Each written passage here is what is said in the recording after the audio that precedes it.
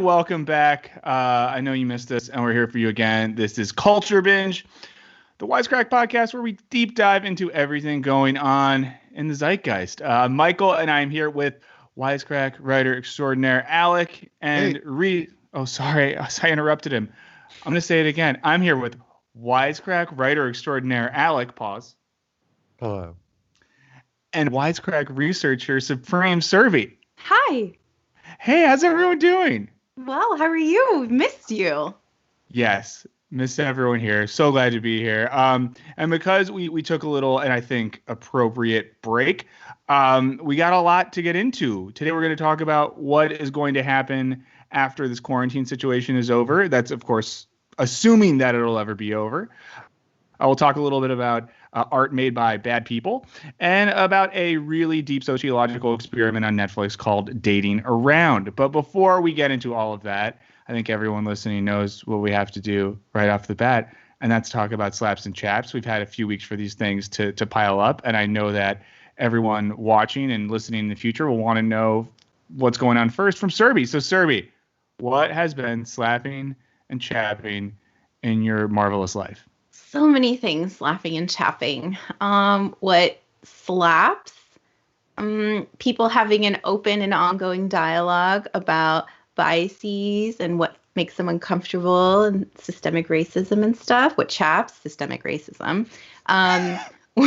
What also chaps? It's a global systemic system of chapping. See, now systemic that you chapping. said, I feel like now that you've said that, if we don't say that, we're just monsters. Okay, fine. Across the board for everybody, what chaps is systemic racism. Thank you. Yeah. But also what chaps is New Zealand has 2 new cases of COVID, and I was so bummed. No. I was so happy and so excited for them. I was like, hooray, hooray, they don't have COVID anymore. And so when I saw the news this morning, it really bummed me out, and I felt very sad for all of them. What slaps is I discovered this website. You can, like, as soon as you click it, you can select which city you want, and you drive around, and then you listen to the local radio. So it's driveandlisten.herokuapp.com. It's so good. Driveandlisten.herokuapp.com. That's cool. I hope that someone is listening to this podcast in their car driving in their city and they hear about this and they turn the app on and they drive around on the app in another city while they drive in their own city. But that's really dangerous. They shouldn't do it, but that'd be fun. I drove around Amsterdam and listened to some fabulous classical music. It was wonderful, very relaxing. Oh, so like I K-pop, but if I want to understand K-pop, I just drive around South Korea. Yeah, I think they might have one on there. I forgot which. They have like most of the major cities on there, and you can just like click it, and the video, like the guy, I'm assuming it's a guy. I think I read somewhere it's a guy. And he like drives around and he recorded it. So you go through the city and then the music plays. It's just really good. Overall, it's a very positive experience. Is it like a Grand Theft Auto situation where you can just like run over a Dutch cyclist if you're feeling aggressive that day, or are you on their preordained journey for your life? You are on their journey. Okay. Yeah. Do better. That's still fun. Yeah. Overlay the app with real life so that we can have material effects on the lives of strangers based on our emotional whims. Yeah. But that sounds great though. Alec, what is slapping and chapping in your life? So slapping, what is slapping? Pokemon shit. Why am I just blanking? Pokemon Snap. That's the name of that fucking game. Have you either of you played Pokemon Snap, the Nintendo 64 game? The premise of the game is you literally go around and take pictures of Pokemon. It was one of my favorite games as a kid. It fucking ruled. And they're releasing a new one. And I'm just so happy. I feel like Nintendo is kind of like really hitting like not only childhood nostalgia, but like just like chill games to experience in the nightmare that we live in. And so I hope that they do well. And I think it's just right in there, and I'm very excited. Also, I started watching Avatar: The Last Airbender. I'm only 2 episodes in, but it's pretty cool. Cool. People like that show. I can get into this, but that overlaps a little bit with my topic later, but I'll say no more. Which is a reality show about dating. That's weird. Yeah, but after it comes up. Yeah. As far as what's chapping, I do feel a little weird, and I felt weird before Serby said anything, because what chaps is the global nightmare or U.S. American nightmare. There's a lot of nightmares happening, overlapping layers of nightmares. But I am going to say something very petty amidst the nightmare, because this is a culture binge and not, like a 60 minutes. 60 minutes. Thank you for completing my sentence. People, maybe I've said this before, but I think people who, New York City has been doing takeout, obviously, most of this whole time, but I've just felt a little more comfortable with our cases, like walking into indoors to a place to do takeout with a mask on. And people who walk into those places next to you with a mask around their neck but not on are worse than people who don't wear a mask at all. It's kind of like I basically understand that I should be doing this, but I'm either too stupid or too evil to put on a mask indoors standing 2 feet from somebody. And then as I was eating my bagel outside, of course it was a bagel, she walks out of the store with the mask on. I was like, what are you even doing? So that's it. That's my chat.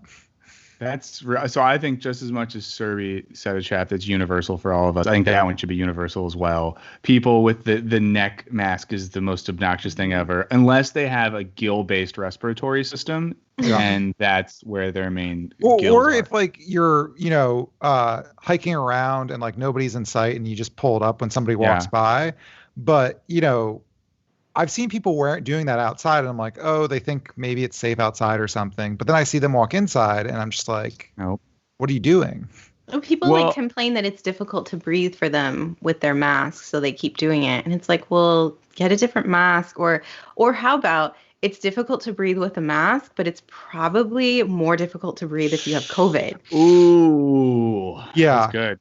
I mean, the air is hotter and it can be unpleasant as it gets warmer out. But I have almost no sympathy, because again, I've been in situations where I step outside and I look around and I get a breath of fresh, cold air. But I also have been doing all my exercise outside with the mask on, and it's harder, but you can fucking order a bagel wearing a mask. Wow. And I think if anyone is in a situation where they see someone like that and there's someone who doesn't look like they could hurt you badly, you can look at them with a really positive attitude and say, hey, if you think it works great around your neck, wait till you see what this puppy can do around your face, and walk away. I really wanted to say that to some people on the street the other day, and my partner was horrified by the idea. Okay, we got a lot to get into, so I'll get my slaps. Can you just do that and tell us how it goes? I want you to do it for us. Yeah. I will. No, I definitely will do it. I will be honest, I have been snapping off at people in public about this. We were on a hike recently, and there's this whole crew that walked by us with no masks, so I started loudly singing a song about how they're better than us because they don't need their masks because they're special. And my partner started walking really fast down the mountainside. But I was like, they're going to be ashamed. They're not going to say anything. And they didn't. So, have fun with publicly shaming strangers is my main advice. This has been Culture Binge for... Oh, go ahead. Wait, do we know what's slapping and chapping for you? No, I'll say it real quick. Okay, here's what's slapping. I'm going to say this. It was really hard. I wanted to say nothing, and I don't want that to bum anyone out. I'm not saying that life is horrible. I'm just saying nothing's really slapped that hard for me recently. Things have been fine, but nothing stood out. I will say one thing. This is so minimal and stupid, but I recently purchased from the company Yeti a can cooler. Now, for anyone who is watching live, I can just show it to you. It looks like this. It was on my table. Oh, no. Sorry. You know what? Never mind. Scratch that. If you're watching live, you saw that. If you're listening to the podcast, let's start over because I don't want to do a fake ad. So I'll say something else. But if you watch this live, you saw a once in a No, lifetime well, tell thing. us about your cool. I want to hear about the cooler now. Okay.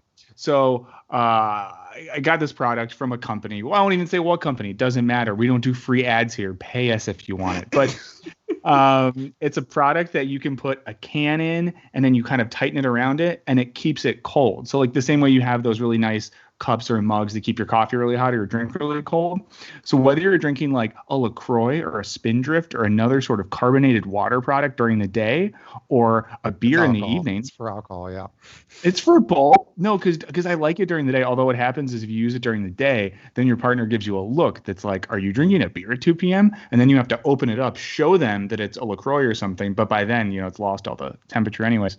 But it's a really functional product. It's nice for keeping drinks cold. And I think especially because it looks like any social lives that many of us have, at least the responsible amongst us have this summer, are going to involve being outside with friends and stuff like that. So I'm excited to have a product I can use to keep a beverage cold as I sit outside with a mask on, taking little sips 6 to 8 feet away from my friends. This is the summer of beverages. I'm just going to call it.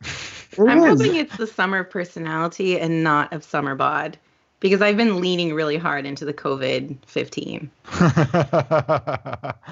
Wow. I actually learned I got the COVID -10. I had a physical yesterday and I've lost weight during this time. I don't know what that means. I think it means I haven't been to the gym in 3 months. You're atrophying. Your bones are losing density. I am. I heard one of them snap the other day, but it's fine. I built a crutch. Okay, so I'll do my chaps really quick. Obviously, agree with Serby's chaps. Everything going on in the world, systematic injustice, bad. Alec, people not wearing masks around their face, but around their neck, bad. That also chaps. I'll just add this to the everything we have going. Dreams. I think dreams, chap. I don't like them. I think that it's a waste of time. When I sleep, I just want to sleep. Oh. I don't want to wake up and then have to unpack a dream for half an hour. Yesterday morning, I just woke up earlier than I normally do. I was like right in the middle of a dream, and it haunted me for the first half of my day. It wasn't even a scary dream. I just don't like it because then I feel like I'm putting in mental effort while sleeping and not just sleeping. If there is a pill that makes you not dream, I will buy it from you, whether it's FDA approved or not. Dreams, chap. That's what I got. You're supposed to do dream work. Like if you have like a recurring dream or if you have a dream that continues to haunt you when you're awake, you're supposed to do dream work where you like work out the dream and like solve the problem of whatever it was. Like for me, I always have like this dream where I'm like either getting like kidnapped or chased, or I have one where I'm like in school and I forgot to drop my classes and I'm getting F's and everything and there's a test or something. So you're supposed to like think like, okay, well, how would I get out of it?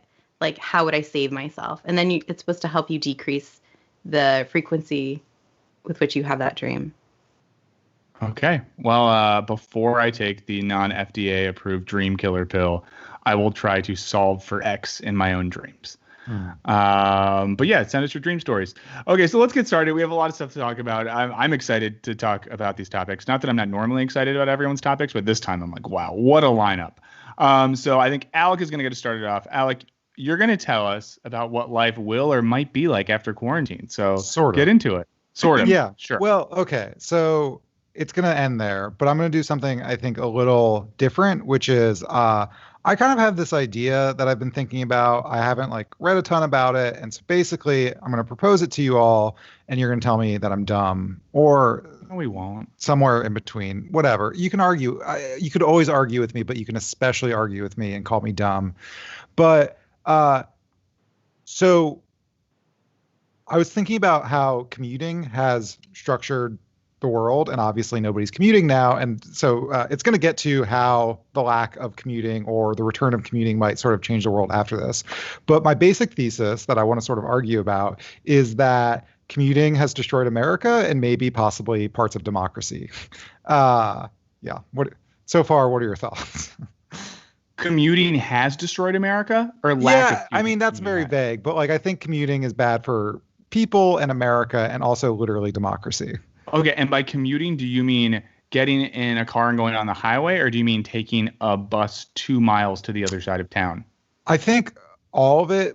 Specifically, I think it's the time factor, right? So at least I think the average American commute is like 26 minutes, which to me does not seem that bad. But it's been increasing, and I just know a lot of people who commute an hour and a half. Some insane people commute 2 hours, sometimes because they have to. And so my argument is that the process of commuting, whether by car or train, has kind of turned us into zombies, especially on those higher ends of things, where I know lots of people, they wake up at 6 a.m., they get ready, they drive an hour to work or get on the subway, whatever. They work, they get home, it's 7:30, sometimes 8, they make dinner, and now all of a sudden it's 9:30, and then they like watch an episode of 90 Day Fiancé and go to bed. And so I think there's like a lot of, and so there's been studies that like commuting is associated with higher rates of stress, obesity. One study even suggests that people just die earlier from commuting. And so that's the individual level. But I think like on the societal level, it's kind of destroyed community in America.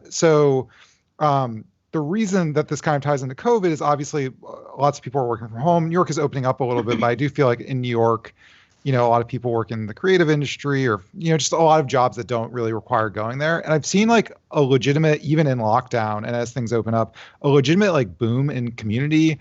A local musician has started doing like outdoor concerts at like 7:00 and people just sort of meander. And, like it's a crowd of 15 or 20 people. People are more kind of like ambling around the streets. That's also because restaurants are closed that they can't go inside. But like the sidewalks feel more people, but not in an annoying way. People have basically commandeered a grassy median on a quiet street as like a picnic space because the park is too crowded. And like I've been talking to strangers. And so I think, I work from home anyway. And when I go out, not in COVID, like my neighborhood's pretty much a ghost town. Most people commute into the city. There's a couple people in my building who also work from home and I see them. But I think what's happening is that there's just the general exhaustion of commuting is gone. And so now people are taking nice, more relaxing lunch breaks, or at 6:00, instead of being on a train, they're like stopping by a happy hour down the block at the bar, and they're on the sidewalk, like talking to their friends. But I think the democracy thing is, and this is maybe a little bit more tenuous, but I think you could probably like the ongoing protest about George Floyd, I think have seen far bigger turnout than like anybody ever imagined. And like what happened is not new, as many people know. Like there weren't as big as protests for, I correct me if I'm wrong, like Trayvon Martin or, any of the countless people who the police have or police or other people have killed. And I think part of it's massive unemployment. Like people don't have jobs to go to. They're like, fuck it, I'll show up to a protest at 2:00. And the other part is that, and I've been in this situation, there's a protest going on about whether it's, whether you're protesting lockdown or the police, or that you really want Avatar, The Last Airbender to have a few more seasons. Like if you're at a job and you have to like get home as soon as possible and make dinner, it seems just bad for that sense of community building. And like I've been in that situation, and now it's like, oh, I work from home, and it's like if it's something's at 6:30, like I can just hop and go do that. There's not that sense of exhaustion. And so I think like ultimately, if people are working from home after COVID, again, not even any issue specifically, like people, like communities might be revitalized. People might have more energy to like engage in this thing called democracy, which I think everyone, regardless of political affiliation, can agree is a good thing. I agree. I work remotely full time, and I've been working remotely for years. And it's for the same reasons that you expressed. Like there's like less depressive symptoms, like commuting. I don't have to spend like an hour in the car each way. My health has improved. My stress levels have improved. I think it's better for the environment. I feel like I'm more engaged socially when I work remotely than when I work in an office, mostly because when I'm forced to interact with people all day, I have no energy to do so after hours. Like I don't want to join like an extracurricular activity or anything like that. I do think people are more engaged now because they probably have more time and they're less stressed about like making dinner, taking care of their kids, spending time with their loved ones because they're around them all the time. So there's like more quality time throughout the day. You're not forced to time box it between like 6 and 9. Yeah, I think.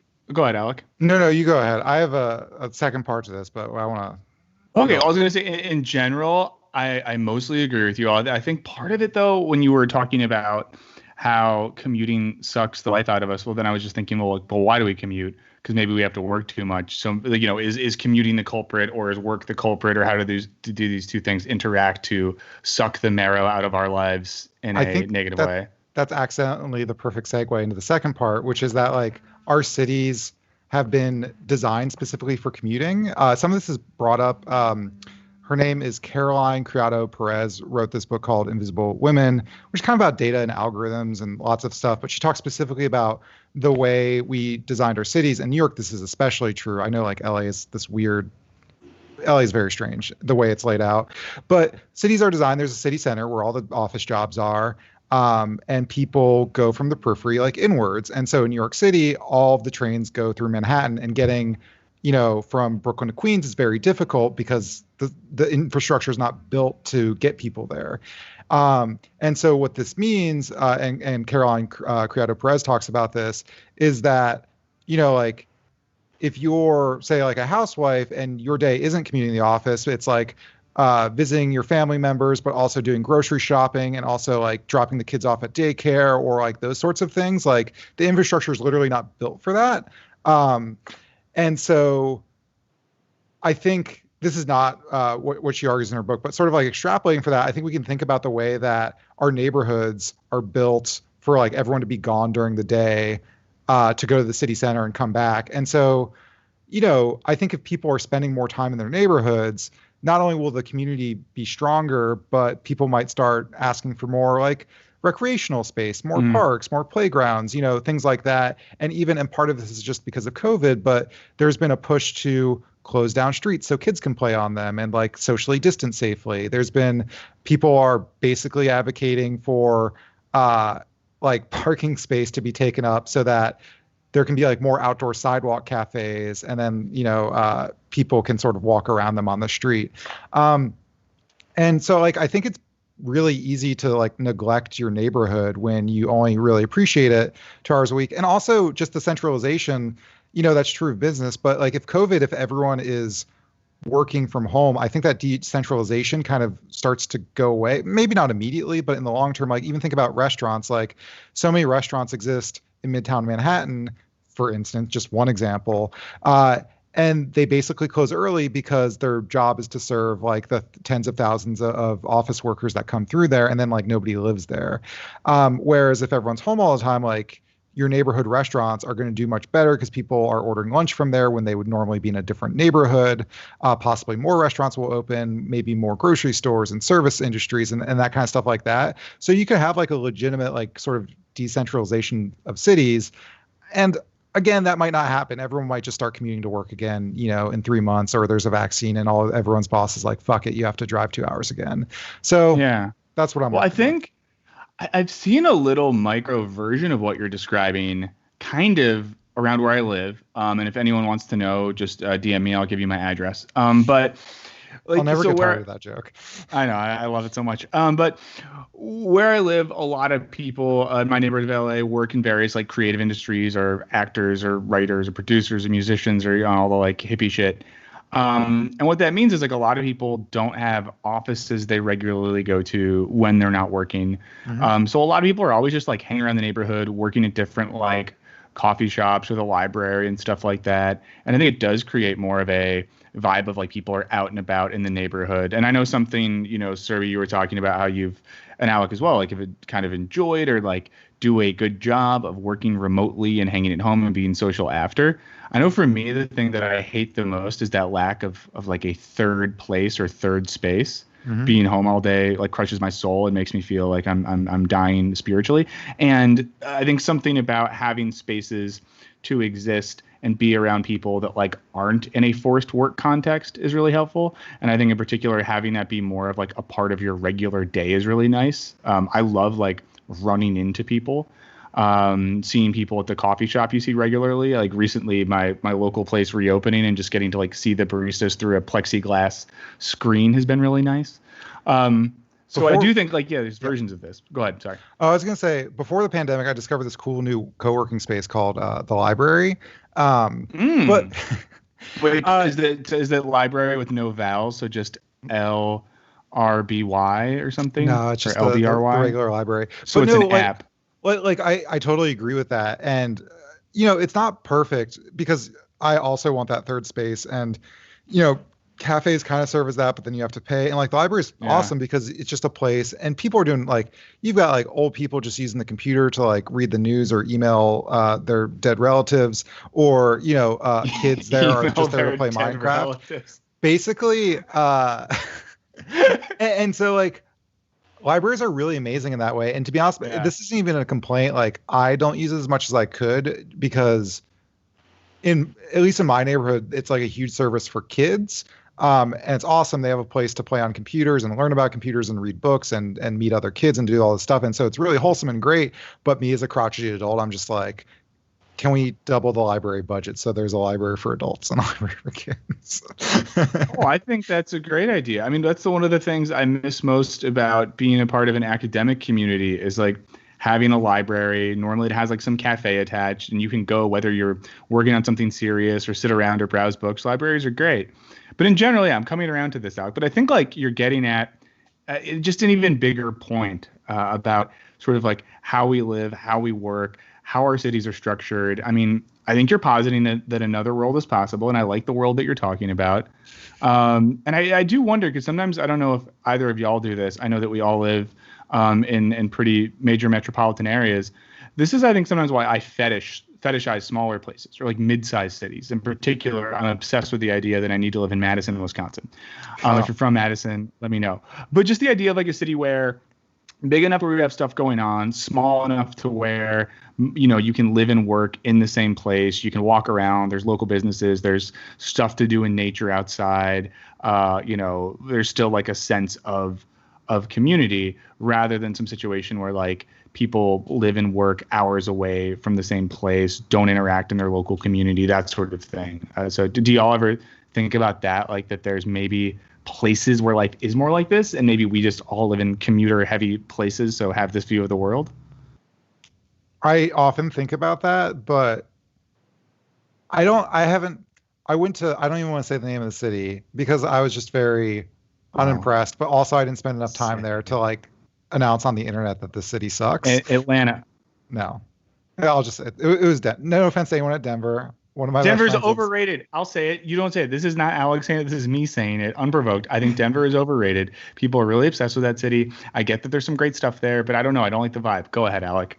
Yeah, I don't know. I haven't been there enough to really have a verdict. And again, some of my best friends live in Denver, so it's annoying. Listen, I have lots of friends from Denver, so I can say this. For me, it doesn't matter how long or short the commute is. I just don't want to commute at all. Yeah. I find like if I'm not getting paid for that time, even if it takes like 20 minutes to get there, like I'm not getting paid for that 20 minutes. Like, it feels like a waste of my time. It feels like 20 minutes I could be doing something else, like spending time. This question, and to clarify, is that the same for both of y'all, but Serbia in particular, if it's commuting, driving in your car alone and sitting on a train? Like, is it just commuting across the board? And I only say this because I've had times where I've commuted an hour and a half in the car and I've hated it. I had a time in my life where I commuted an hour on a train every day and I loved it because I would sit there and like read, listen to a podcast and look out the window. So, but do you think it's no matter what, all commuting is bad? All commuting for me. So all ACIB, all commuting is bad. In the studies I was reading, basically the worst form of commuting for your health is to be in a car. People who take buses and trains live longer. To be honest, like I think about this because I used to commute about an hour on a train, and I was just like an hour. I mean, it sucked. Like it was too busy. I couldn't find a seat, but also it's just like an hour I was standing instead of sitting, which is just good for you. And I would listen to podcasts, and now I don't listen to nearly as many. I don't know. Like I've thought about this thing of like, oh, should I get an office outside the house? Like even if I could afford it. And there was like a thing in my neighborhood, and I was like, I'm not going to pay a bunch of money to walk 5 minutes. Like I'm just not going to do that. But like if it was 20 minutes away and it's like a 20-minute walk, like I like walking. Like I'll walk 20 minutes every day to get somewhere. So I think I'm a little bit different than Serby on that. Yeah. Okay. I'll just say, yeah, I did have one period where when I did commute by train, it was like more of like a regional commuter train, not like a subway. Mm-hmm. I enjoyed it. I enjoyed the sort of like getting to the train station. This was going from DC to Baltimore, in case anyone wants to imagine this vividly. But you get to the station and maybe you're 30 minutes till your train, so you go to the old timey train station bar and grab a quick drink. You get on the train. Maybe you see some people that are always on that same train. I don't know. I kind of dig that, but it is because I fetishize the Mad Men commute lifestyle. Mm-hmm. So I did a Virginia to DC commute. And I hated it, especially when I got on the slow train and it would take me like an hour and a half to get home, which would have only been like a 20-minute car ride. But even then, I just found it to be a waste of time. Like I always thought, like, what could I be doing with that time? You could have been on the Baltimore to DC train, which is the fun one. That's the party train. Could have been on that one. Yeah. The Virginia one is like the lame, like, oh, I work in political consulting train. Okay, so I'm loving this conversation. We do need to move on. Does anyone have any last thoughts on this before we move on to what I also think is going to be a real barn burner of a topic? Get a remote job. You'll love it.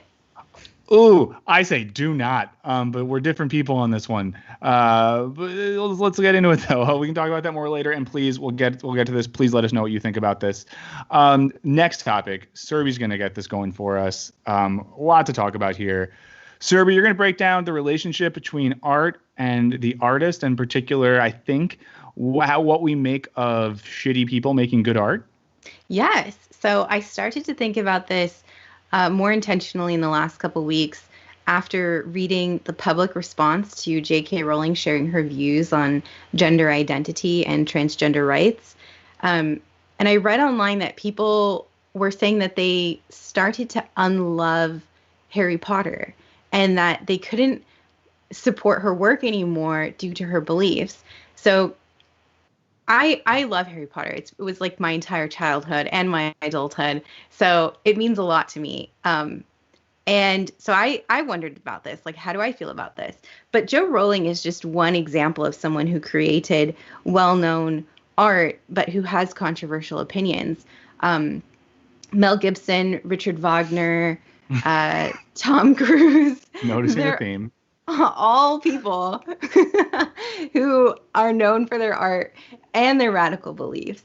So I've been talking to friends, I've been doing research, and many people struggle with separating art from the artist. And there are two main challenges. So the first is that people think that as soon as you become aware of an artist's behavior or beliefs, the work that they create absorbs those external influences, and people find that they're unable to view the work in the same way. The second challenge that people struggle with is that if you enjoy somebody's work made by a controversial individual, does that make you complicit with their views or behavior?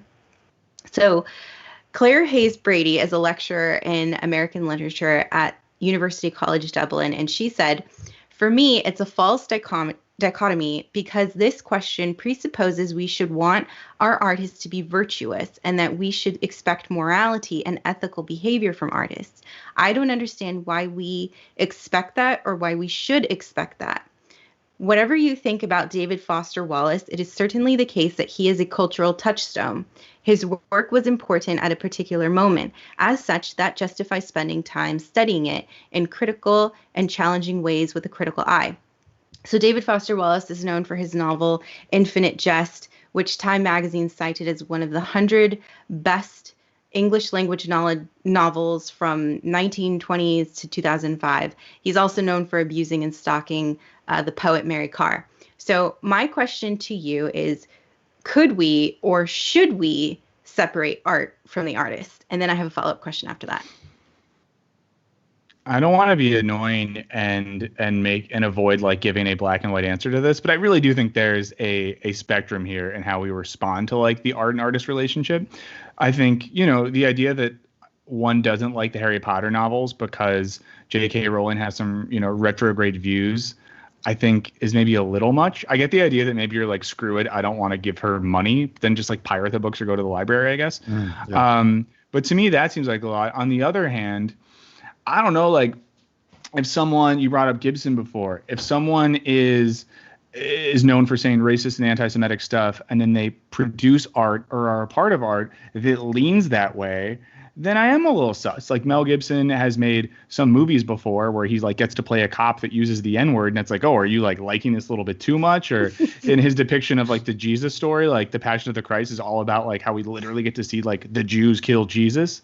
So like I think there are instances where someone's political ideologies can come through in the cracks. And then I think the other side of that is I worry sometimes that, and this happens a lot in like old school literature departments in universities, that it's like, are we just jumping through hoops to make excuses for why we can still read like mostly old problematic dudes so that we don't then have to start reading maybe new, more diverse, less problematic authors?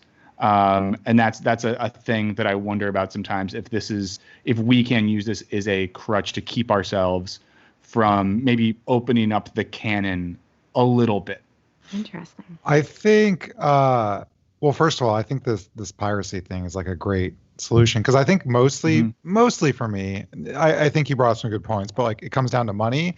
And like I'll just give the example of, obviously not an artist per se, but like if back in the day you bought a Ford car when Henry Ford owned it, like he's turning around, he's taking that money, he's dumping it into like publishing the Protocols of the Elders of Zion, which is like this anti-Semitic text. And so like it's weird to be like, money from my pocket is going to be used for these things, but like, you know, it also applies to artists like, and I think I've said this before, like if R. Kelly is using his money and status to like abuse people and you're putting money in his pocket, like you're kind of helping that because rich people get away with a bunch of shit. Mm-hmm. And so there's that. But the point that they're dead, and I mean, the example like I'll use is that like Michael Jackson was a very influential figure, obviously a very bad person. And I wouldn't want, like, obviously used his wealth to like abuse a bunch of people.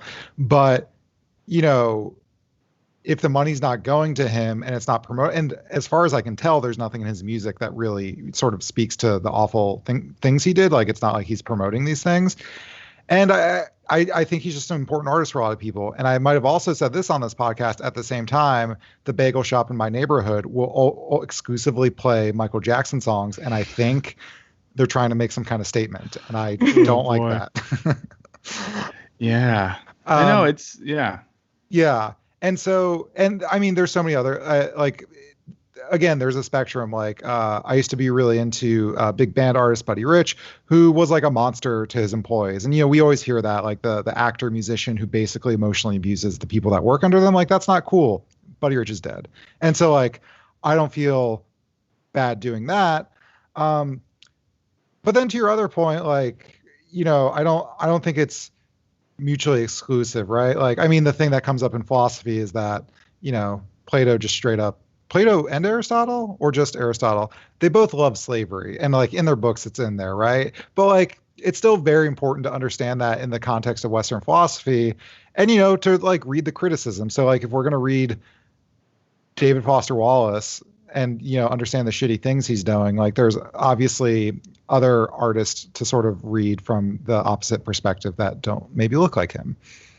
So both of you touched on this earlier, that there's a spectrum. So should we do this on a case-by-case basis? Does it depend on the severity of the situation? For example, Sean Penn, R. Kelly, Roman Polanski, Woody Allen, Johnny Depp, they're all individuals who have been allegedly engaged in domestic abuse or other violent and criminal behavior. I say allegedly because I don't want to be sued. It's really hard with actors too. I mean, like, because like an actor is not the defining, like, it's, you know, like we always think of a movie as like the director's, you know, brainchild or something like that. And so, if Kevin Spacey has like a secondary role, and that's where, I don't know, maybe, yeah, I guess if I'm watching on Netflix is like Kevin Spacey getting cut checks. And I think there's a point where, and I don't mean this in some sort of like holier than thou way or like hypercritical, but it like gets exhausting, right? Because also, like, I don't even want to call it the danger, but we could do this with like literally, like, I even think about this way of like, I've tried to stop shopping at Amazon because they treat their warehouse workers like shit, right? But then I'm like buying from Target, and it's like, well, does Target also treat their workers? And I just don't know. And so like, if you just want to watch a movie, there's a scenario where it basically becomes impossible to enjoy anything.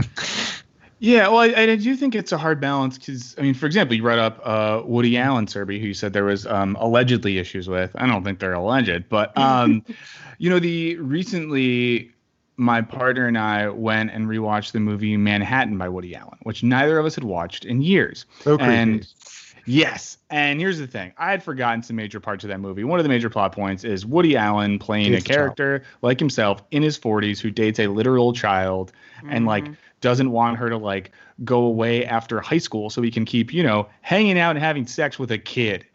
So I think that, that was a movie that like got made and was very popular. And go back and read reviews of Manhattan published in like, I guess like the early 80s. People loved it. They were excited about it. And I think that in that case, like, I don't know, watching Woody Allen movies, especially when you have so much of that in the movies themselves, feel gross. Listening to R. Kelly's music, when often it is very sexual in nature, and then you're like, oh shit, are you like singing this about a child in your dungeon? Like, that makes you feel gross. I am hesitant to say, and maybe this makes me a bad person, I don't know, I wouldn't want to say to a friend like, you are complicit if you watch Annie Hall. No, I don't think I would that's just true. say pirate Annie Hall. I mean, I'm not saying that. I'm not encouraging anyone to break the law, but I guess what I'm saying is, in a very philosophical, non-abstract sense, there is an argument for stealing movies. Yeah.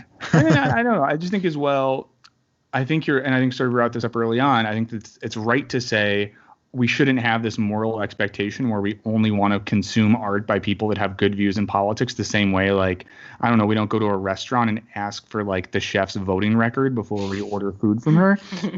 But there are examples of people that make good art and have an interesting social or political perspective. And I do think then sometimes we can do the sort of defensive work of being aware of how shitty people that make art are and maybe avoiding that. But we can also be more proactive sometimes and maybe seeking out work created by people that have an interesting perspective or a perspective that challenges us, because it is grounded in some sort of social or political or cultural critique or idea.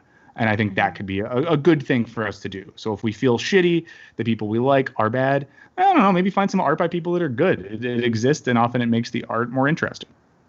So I think I do a pretty good job of separating the art from the artist, except when it comes to like specific cases or like like on the scale. Like if somebody's like violent or abusive or doing like engaging in acts that I find completely abhorrent, then I can't separate the art from the artist.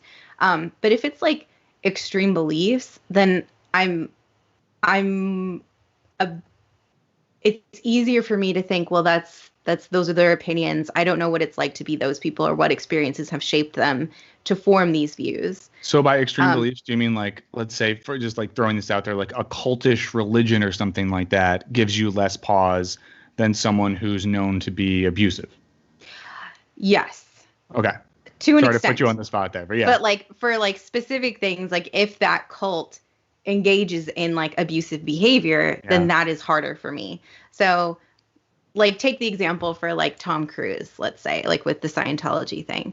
Like I know a lot about Scientology from like that Going Clear documentary. So if there's a Scientologist out there, please don't be mad at me. I can see a Scientology center from my window. I'm not kidding right now. And there's a big we know tower. where you live even more. So there's like 4 main ones. I could be in Clearwater, Florida, for all you know. But yeah, so hopefully they're getting my signal right now. But go ahead, get us in trouble. Okay, let's just not talk about Scientology. No, do it. No, because they like follow you. I'm not interested. So let's talk about like I don't want to talk about anybody now because I'm afraid of like somebody like finding me. Anyway, it's easier for me to like. I can do it because I'm fine. I'm you know what? Come at me, Scientology. This isn't Serby saying this, but like we could say that Scientology has some issues with abuse, with people going missing, with treating people very terribly. So can it? I mean, I don't know. Like I'm rewatching Cheers these days. Kirstie Alley, noted Scientologist. Also, Cheers goes off Netflix in 2 weeks. Watch it while you can. But it is weird sometimes if you're watching someone in a show and then you look up some of the things they've said about Scientology and you know they're very supportive of an institution that has some very problematic stuff. But how about this, Irby? This is something that worries me. Are we harder on things like Scientology than we are about, let's say, like an actor who's like an evangelical Christian and is a part of a church that has J.K. Rowling-esque views on gender and sexuality? Like, like which is the Chris who's Guardians of the Galaxy Chris? Chris Pratt. Chris Pratt. Like Chris Pratt is like a noted, kind of right-leaning evangelical Christian. Can I is that as problematic as like a Scientologist? Yeah, I didn't think about that. I mean, I guess in a way, because words have power. And if you're wielding those words to like incite hatred and violence that other people can then use to like be abusive to other people based on their beliefs, then yeah, I guess so. I think one thing, and I don't even, again, like this isn't even a criticism. I think it's just how our brains work, is that like there is no like rational hyperlogical thing, because they're like just about crimes, right? Like our brains, if you want to be hyper rational, you be consequentialist, right? Like let's say one CEO like has like terrible workplace safety and like 20 people die. That seems less evil than like an actor who just like straight up one-on-one murders someone, And so the consequentialist is like, well, more people died. And I think like it gets really tricky, like again, as we're going through like cults versus this versus that, or like, emotional abuse versus like sexual abuse versus like just regular physical assault, like punching someone, like all those things are bad. And it's very hard to do like a very specific calculus, but like our brains, culturally and psychologically are just wired to get like more upset about some of those things than others. And so I don't know, it's just like, I don't know the answer is basically what I'm saying. Yeah, I feel like this isn't an answerable question, but I feel like that's why it's such a great topic. And I'm glad Survey brought this up, because I think this is something where, I don't know, I imagine in all of our own lifetimes, we're going to go back and forth and change our minds about this as the culture shifts. It's really kind of if I can be crass, kind of a mind fuck to go down this rabbit hole. Yeah. And if you're listening and you have figured it out, or you also struggle with this, please let us know. Please.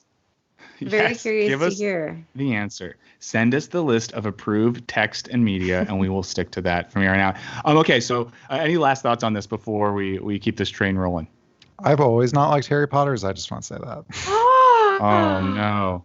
I think she's like a good storyteller. Like she tells like an interesting, like she's a good world builder, but like basically everything you ever learn about writing, she breaks all those rules, but not in a cool way. And I think everyone who views Harry Potter as a lens to look at like politics should stop, and should have stopped a long time ago.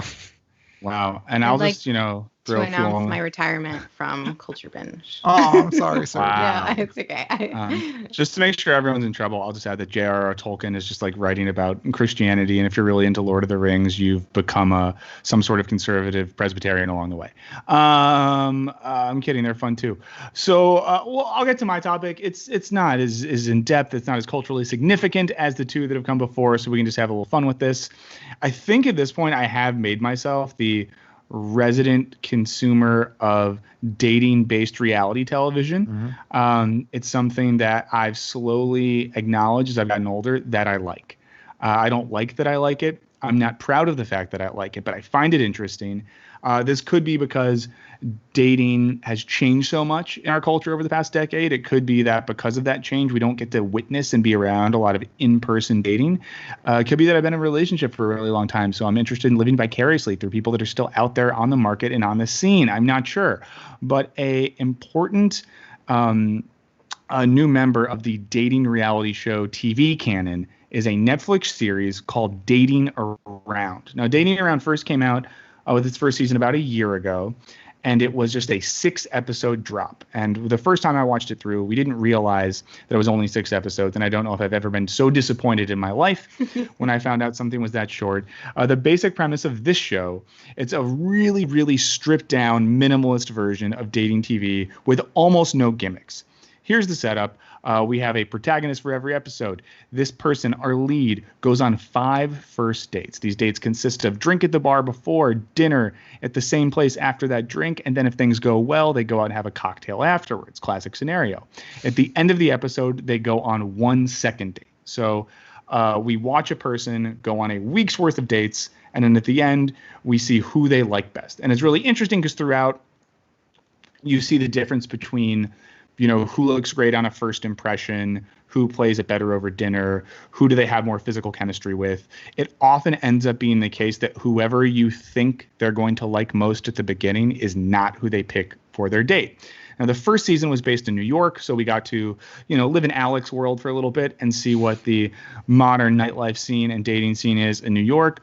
The most recent season, which came out, I think, on Friday, Netflix put the episodes up. And by Friday, I mean that would have been Friday, June something. I'll call it the 12th. Readers, write in and let me know. Readers, viewers or listeners, let me know if that's wrong. It probably is.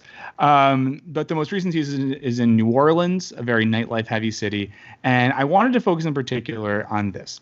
There is an episode of season 2 of Dating Around that is the most compelling episode of television I've seen in 2020. Wow. It is the second episode of season 2. Now, our main dater in this episode is a guy by the name of Dr. Ben Samuel.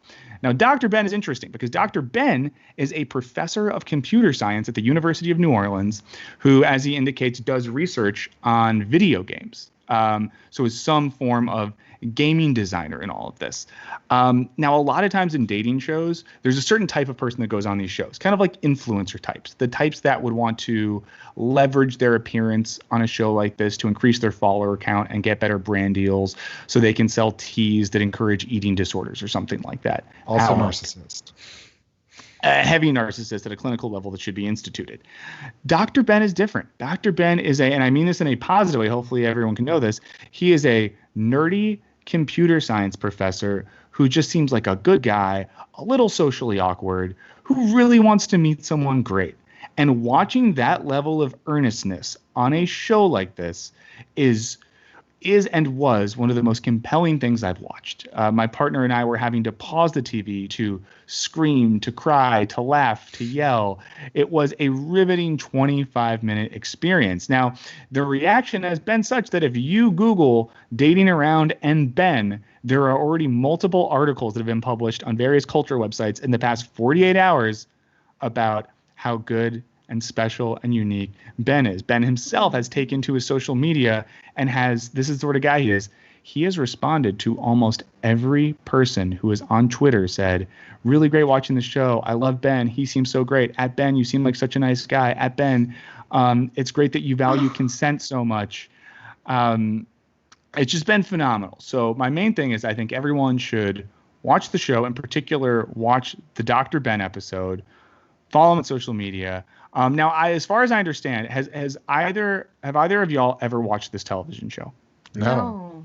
But I have been watching more reality TV though, and okay, there's a lot of haters on here, and I understand you. I was where you are not even 6 months ago, but let me tell you, sometimes you get tired of being a big old smarty pants, and you're just like, I need to turn off my fucking brain. Agreed. Yes. And like, I just want to say this. I get it. I know there's some of you in the chat right now. I'm not looking. We're probably saying things like, why is Michael on the show? His tastes are stupid. Anyone who watches reality TV doesn't deserve to breathe oxygen.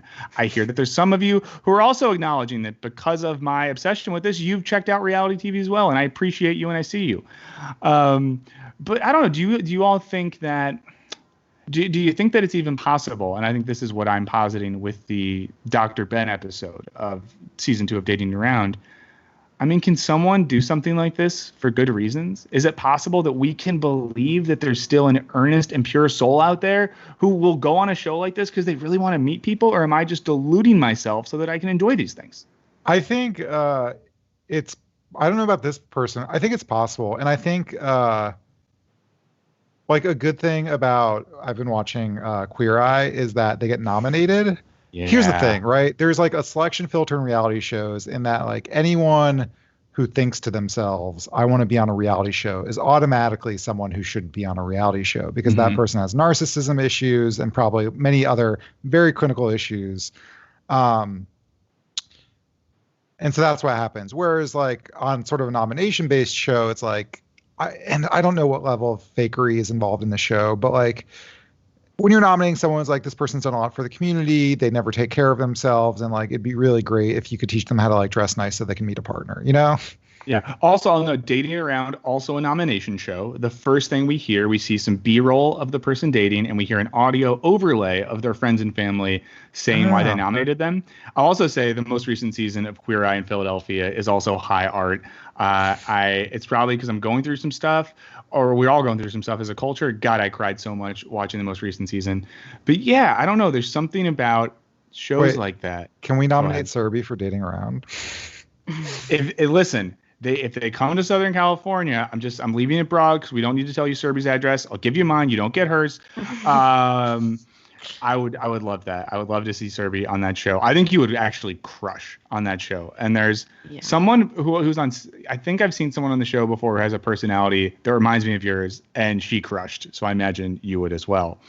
But I just want to say that I think it's worth checking out. I know that there's not too much to talk about because you all are too highbrow to watch the trash that I will watch. Well, No, also, I watched Teen Mom. I've been watching Teen Mom God. for at least That's over way 10 worse. years. That's and I true. watched Floribama Shore, and I love it so much. I hope they make a season 3. Oh, you make me sick.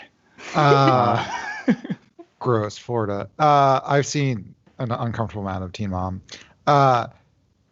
Teen Mom OG. Oh, God. What I was going to say, though, is that I wonder if there's going to be a trend in reality TV, and I'll just point out, like, the shift, and not that these shows don't exist anymore, but, like, the shift from shows like Hell's Kitchen, which is, like, very over the top, very dramatic. Every single fucking commercial is a cliffhanger, and it's all fake, versus Great British Bake Off, which is, like, what if we just had a cooking show that was chill, and there wasn't really drama? And correct me if I'm wrong via email, whatever, but yeah, there's just not a lot of bullshit happening. Mm-hmm. And I wonder, like, you know, Queer Eye is not, like, fully in that direction. Of course, it's not really sensationalized. Like, there's always a sob story, which is, you know, baked into the drama. But, you know, whether it's via nomination or other things, like, I think what's interesting about trashy reality TV, and we're actually maybe writing an episode about this, is that it gives you a great eye into, like, all of the worst ideas people have and, like, what those look like when clashing up against each other. So, like, I've been watching 90 Day Fiance, or before the 90 Days, 90 Day Fiance, whatever you want to call it. And it's just like a masterclass in terrible things people think about love and relationships.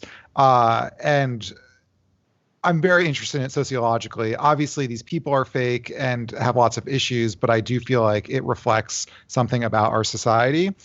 And so I think it would be interesting to see just, like, what's the Great British Bake Off version of a dating show? Is it Dating Around? It's close. And I mean, I'll say this to piggyback off what you're saying there, Alec. I think we are starting to see and will continue to see a sort of revolution in earnest reality TV. And I think it's important to remember, like, a lot of modern American reality television got its ball rolling with the first season of The Real World in New York, which, if you can go back and find that, was good. It was a sociological experiment that involved putting different interesting young people in a place together. And in Real World New York, they're getting into issues of, like, race and class and their politics and navigating diverse people knowing each other. Fast forward 10 years, Real World was like a bunch of people getting smashed and banging all the time. So I think that we're seeing the sort of cycle come back around, that as maybe our political and social world becomes more cynical, that reality TV can become a space to explore a certain level of earnestness. Also, it's cheaper to produce when you just have, like, earnest folks that want to go on and go on a date and not get paid a lot of money. But that would be my guess, and I think that we're seeing a return to earnestness in a lot of areas of culture.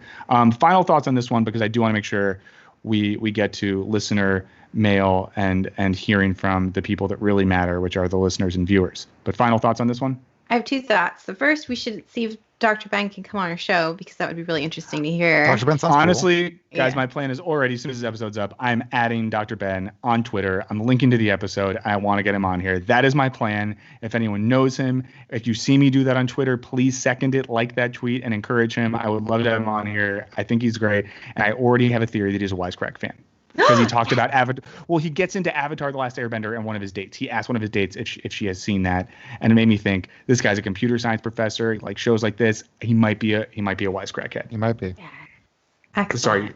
Sorry. I didn't mean to interrupt. I got so my excited. second point is that, or my second last thought is that I hope that reality TV becomes more earnest and more interesting that way. But I also love, like, being able to shut off my mind and, like, watch people who are so different from me do like wild things. But I think it can be earnest and do that. Like Dr. Ben is probably very different than you, Serby.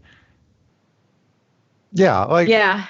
I mean, that's kind of like what's nice about Queer Eye is like a person who doesn't really have their life together, but like not in a judgmental way, so I don't have to feel like mean about it. Where I'm just like, you eat chicken nuggets all day, and they're gonna teach you how to like cook for a date, and that's cool. Yeah. Well, here I'm just gonna call. We gotta keep moving. We've had so many good things to talk about. We've missed each other so much that we could talk for hours, everyone. And I'm sure everyone who's watching right now wishes we would go for 10 hours, but we can't.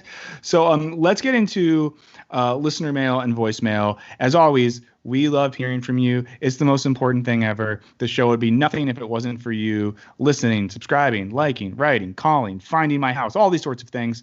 So as always, call us at 213-534-8807. That's 213-534-8807. We want to hear from you. If you don't want us to hear your voice, if you're a private person, that's fine. Email us, culture@wisecrack.co. No M, culture@wisecrack.co. Hit us up about these topics or any other topics. We'd love to hear from you. What do we got this week? I think we have one voicemail from... I'm going to find it. Ariel. Okay, voicemail from Ariel. Let's hey, go. About this is security Ariel, theater. and I just want to say that I'm a community manager in the state of Nevada, and we have communities that are guard gated, and that security theater thing is pretty much just exactly that. Because I can't tell you how many times that I've had people who would complain about, in other communities that aren't guard gated, who want to get roaming security and say that it'll be safer, and I have to tell them I used to work for a guard-gated community, and we had more break-ins in the guard-gated community than your neighborhood has ever reported ever. And that's, because it's almost worse for them to have this false sense of security, because then, people who want to take advantage of it, they find those ways to get around it. Just kind of like, with terrorist attacks, they found out, like, can't bring a bomb on board, we're going to use the plane as the bomb. And in a much smaller sense is that there is with the guard gate communities, once the security roaming patrol went away, the kids knew that they wouldn't be back for 30 minutes, and so they burglarize the houses, and that's kind of how that went. So just want to say, just comment on that. All right, thanks. Love your podcast. Bye. If I was trying to rob a house, the people who can afford the gates and the security, they're the people that are worth robbing, to be honest. Yeah, there's so many reasons I'd rather rob those people. We have a gate, so it means harder for people to get in and out. They probably have nicer stuff. Yeah. Also, if they're really rich, they're more likely to be like, let him take it. We're insured. And I feel like they don't want this smoke, where I feel like maybe someone who is more lower middle class, they don't have recourse to all this stuff, so they will fight for what is theirs. So if you're going to rob people, sorry. So I have a lot of family that they live in guard gated communities, and I've always been curious about that, because whenever I go up there, they'll like take my license down, they'll like take a picture of my car, and like if they don't have like authorization to have you in there, you're turned away at the gate. So I've always been stop curious. you. Yeah, you just jump fence. Yeah, what I'm saying, if you're like, fuck it, I'm going, like. Oh yeah, I mean, like some of these people, they live on like golf courses. You can go to their houses, like jump the fence through the golf course, or like run up a hill or something. And I wonder if it's like you don't lock your doors as often because you think you're safe, or you don't turn on your house alarm or something. I'm very curious. There has to be a sense of that, because that's what you're paying for. But I mean, this is interesting, even going back to Alex's topic from earlier today about. This isn't a commuting-based thing, but what it does to communities when we just have these like little gated pods, and Florida has a lot of this, where you have like a neighborhood, but it's just tons of little gated pods, and it feels really alienating. And I do think, it doesn't make sense to me that there wouldn't be crime in those places. So that's a great voicemail. Did I bring up my grandparents have lived in gated communities, and they just get in Florida, and they just get burglarized all the time. Yeah. Oh wow. So if you burglarize someone who lives in a gated community, we won't snitch, use a fake name, call us, email us, tell us the details. And if you see a picture of me, like as a child or someone who looks like me, just just take a couple things and then leave and then be like, I got you, bro, you know? And take the picture of Alex's child. Take a picture of that, scan it, send it to us. We'll put it on the show, break it down, and have our friends from Queer Eye who are going to break down his child fashion. No, that's great. Do we have any other voicemails or emails today? We got some emails, and if you want to email us, it's culturebinge@wisecrack.co. I'll get through these, I think, pretty quick. Here's a quick email from Greg, who's we're talking about Karens. Listen to the Karen podcast, then proceeded to watch the ITV version of Agatha Christie's The Blue Geranium. One of the victims is a prototypical Karen named Mary Pritchard, who verbally abuses the help, shames a pastor in front of the whole congregation, and demands a police inspector investigating a murder to chase down petty thefts. I'm not immediately aware of other examples, but I feel like they are the great Karens of literature. I want to know about the great Karens of literature. Yeah, that should be a class someone teaches. This is an email from Zoe about security theater. Zoe says, just wanted to write in something about the body scanning machines and how they affect transgender people like me. In your episode, you talk about them being completely ineffective at detecting metal objects and thus useless. One thing it does do, though, is give an outline of your naked body. There are countless horror stories from trans people about these machines. What frequently happens, mostly to trans women, is we pass through the process, are forced to go through the machines, then get escorted away for a pat down because of the suspicious package we have in our pants. Seriously, ask any trans woman who frequently flies, and she can tell you the numerous stories about getting her genitals groped by a TSA agent, and apparently they don't even detect metal. I don't know if I brought this up a little. Well, thank you, Zoe, but similarly, just about like body privacy. There was a TSA whistleblower who's just basically like, oh yeah, if you had a mastectomy from breast cancer, like we could see it. And like, I don't know, that just feels very gross, you know? Oh, wow. Yeah. Yeah, that's horrible. The next email is from David, also responding to the Karens. And also, I guess we're talking about conspiracy theories, but David says, my grandparents are Christians, and in the absence of church service, because of COVID, they have been following a televangelist that has recently caught their attention. I myself am a Christian, but I've always been skeptical of televangelists, especially when they start asking for donations. However, my grandparents have been following a few and even going to conferences since their retirement. Their new favorite is a Nigerian named Pastor Chris, who has been leading fast and prayers during this pandemic. So far, so good, except while the unity of international fast and prayer caught my grandfather's attention initially, he now follows the sermons almost daily. Those sermons touch on many of the same notes as the pandemic video. I don't know why I put that in scare quotes, and other popular theories. And then David gives us some bullets. Masks are bad because you're breathing recycled air. Not true. Go outside and build immunity to disease. The lockdown's more dangerous. Also not true.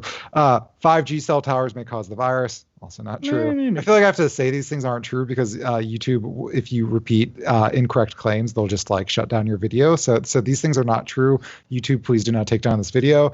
Final bullet, the governments of the world are trying to use the situation to stop Christians from gathering, etc. It frustrates me that this man, as well as others, would use this event to build the following based on fear and paranoia, often seen in the evangelical community, even giving advice that would put his followers and those around them at risk. My grandfather just went on a series of calls, making sure everyone he cared about knew, quote, not to wear a mask for too long. Downgraded from never wear a mask after I discussed the benefits. I'm laughing, but this is sad. The way he speaks is even more frustrating because he spouts complete nonsense with the confidence of a scientific expert. Yeah. That's rough, but I'm glad you're at least talking to your grandpa and like trying to get some sense into him. That's tough work, and you're doing it. I read this email, and I empathize so deeply. I don't want to get into too much of it, but I know exactly what you mean about family members and cults and like very radical religious beliefs, and I don't have an answer for you, but I want you to know I'm going through something similar. I'm sorry you have to go through that. The worst I've ever had to deal with was like, hey, Alec, like you've got some back pain, like Western medicine's cool, but like have you tried, in addition to that, like this dumb thing that definitely doesn't work? So it's not the rejection of Western science. It's just like, but what if, you know, this bracelet somehow pulls like the toxins out of your body and helps your pain? Like, shut the fuck up. Acupuncture helps. Acupuncture's cool, yeah. Wow. Drink more milk and you'll have stronger bones. That's all I can say. Yeah, thank you. This is sponsored by the U.S. dairy industry. Okay, that's rough. And once again, I think, yeah, we feel for you. Any other emails, or is that? I think that's all we got time for today. But yeah. thank you so much, everyone, for writing in. We got a ton of great emails just on the last episode. So Thank Yeah, you. and please always write in and call. And if you don't make it on the show, it's not because we didn't love it. It's often because we talked so much that we can't get to all of them. So please keep writing, keep calling. Once again, it's 213-534-8807, culture@wisecrack.co. Sorry if this was a little long. culturebinge@wisecrack.co. Culture Binge. Oh my God, Culture Binge at Wisecrack. Oh, don't email culture@wisecrack. Oh, that is I shouldn't have let that email out there. Do not email it when they respond asking for money. Do not send it to them, Alec. Okay, this has been a long one, but we've missed you a lot. We've had a lot we wanted to talk about. So before we go, Serby, people, they want more of your thoughts. They want more of your content. They want to get in touch with you and say, what's your take on this? How can they do it? Suri Patel 22 on Twitter. Great. Alex, same for you. People want to know how they can fight the commuting system and the way it alienates them from the culture and world around them. Where can they tell you more about this? On Twitter @WisecrackAlec. Great. And then Dr. Ben, if you're listening to this, I'm at Michael O'Burns on Twitter. Please hit me up. I used to be a university professor as well. We could talk about these things. We could bond. You could come on the show. You're my hero. So that's been Culture Binge. Alec, thank you so much for being brilliant as always. Serby, thank you for being brilliant, kind, and controversial with your hot takes. And I'll just thank myself for being here and being around you all. Thank you, Michael. Thank you, Yeah, Michael. thanks. We will be back in 2 weeks. We're excited to talk to you more then. In the meantime, get in touch. This has been Culture Binge, and we will see you all later. Bye.